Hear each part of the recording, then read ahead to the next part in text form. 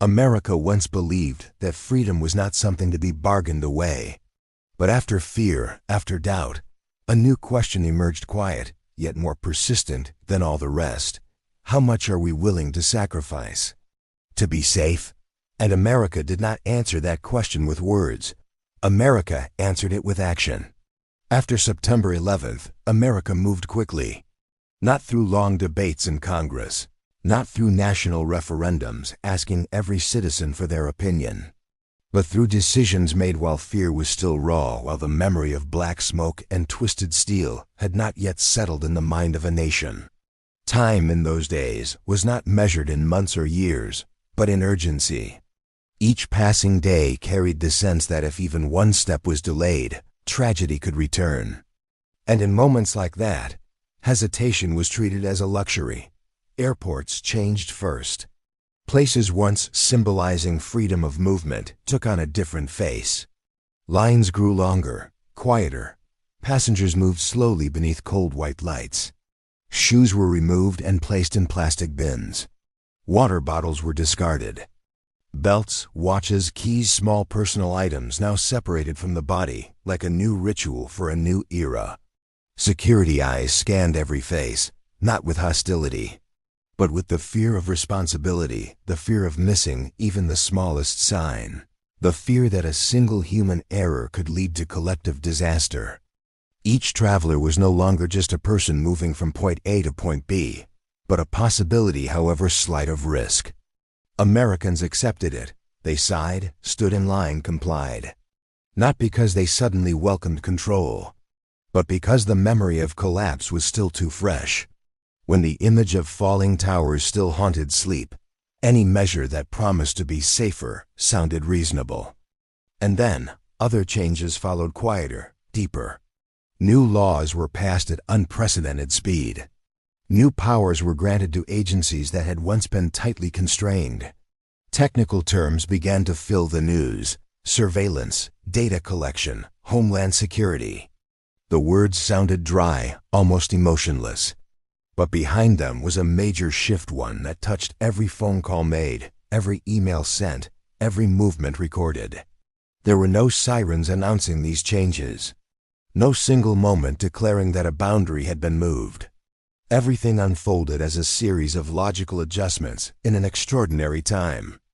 People read the headlines, nodded, and moved on because life had to continue, because no one wanted to live in a permanent state of panic. Not everyone fully understood. Many never read the hundreds of pages of legal text. Many did not grasp the full scope of the new powers being granted. But most agreed on the underlying principle: if this could help prevent another tragedy, then it was worth it. And so, in the relative quiet of consensus, America stepped into a new chapter. No nationwide vote. No long period of psychological preparation. Just a simple logic, powerful and nearly irresistible in that moment, for safety. There was no day when America declared, "Starting today, we will be less free." No grand speech. No ballot cast into a box. No clear moment for history to circle and annotate. Everything happened more quietly. Freedom was not taken away with a sudden jolt. It retreated in small steps, slow enough to avoid panic, reasonable enough to avoid resistance. One right was delayed only temporarily. Another was monitored only for protection. Each change arrived with an explanation that sounded persuasive, a familiar phrase appearing more and more often on television screens and newspaper pages. For national security, the phrase became a master key. It opened every debate and closed every difficult question.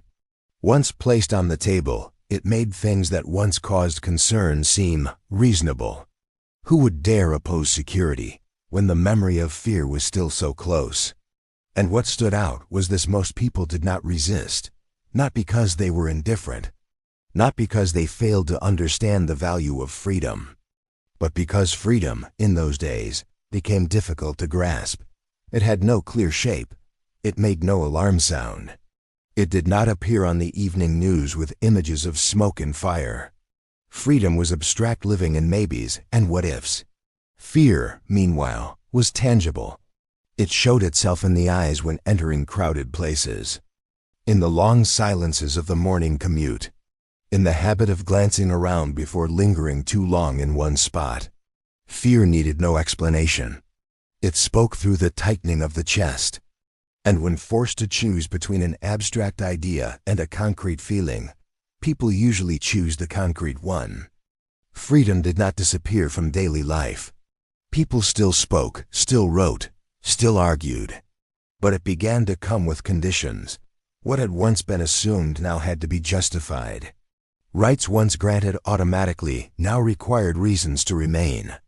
No one called it loss. They called it adjustment. In conversations, the tone slowly shifted. Questions that began with, "Should we?" often ended with, "But what if we don't?" Caution was praised as wisdom. Skepticism was treated as recklessness. And each time the boundary moved, it was wrapped in a reason that sounded more convincing than the last. In ordinary families, life went on. Children went to school. Adults went to work. Evenings still held laughter, though quieter. No one felt they had traded away something profound. Because if there was a trade, it happened gradually, too small to hurt right away. History rarely changes in lightning strikes. It changes through habit, through things accepted again and again, until they are no longer questioned. And in that climate, a simple logic slowly took hold. Freedom is the promise of tomorrow. Safety is the feeling of today. And in moments like these, people tend to choose today. Over time, Americans grew accustomed to it. What once felt surprising gradually blended into daily life, like the background noise of a city noticed only when it suddenly disappears. Being screened no longer felt like an event. It became a step in a process. A familiar motion: set the bag down, walk through the gate, wait for the signal. Cameras were no longer seen as foreign eyes. They stood quietly, like streetlights or traffic signs, present, but rarely questioned. Surveillance no longer shocked people. At first, it was uncomfortable. Then the discomfort wore down with time, giving way to familiarity, not quite acceptance, but enough to prevent resistance. Humans have a remarkable ability to adapt, especially when change arrives slowly and is wrapped in promises of protection. New habits formed without orders. People arrived at airports earlier, prepared documents more carefully, spoke more cautiously in public. No one announced these rules, yet everyone understood them. These behaviors did not come from panic, but from something deeper, the quiet adjustment of behavior to a new reality. And then, new generations grew up in a different America. For them, long airport lines were not an anomaly. They were simply how things had always been. Taking off shoes carried no memory of loss, it was just a rule. They did not remember what it felt like to board a plane without scanning the room, did not remember a time when freedom of movement was assumed rather than conditionally granted. They also did not remember a time when privacy was presumed. For earlier generations, privacy had once been a foundation, an invisible space the state and society entered only with clear cause. For newer generations, privacy became something to be managed, shared, and sometimes traded. Personal data was no longer abstract. It was an inevitable part of existence in a connected world, a world where every action leaves a trace. In classrooms, children were taught safety before they were taught rights. They learned emergency procedures before learning the history of freedoms once fought for.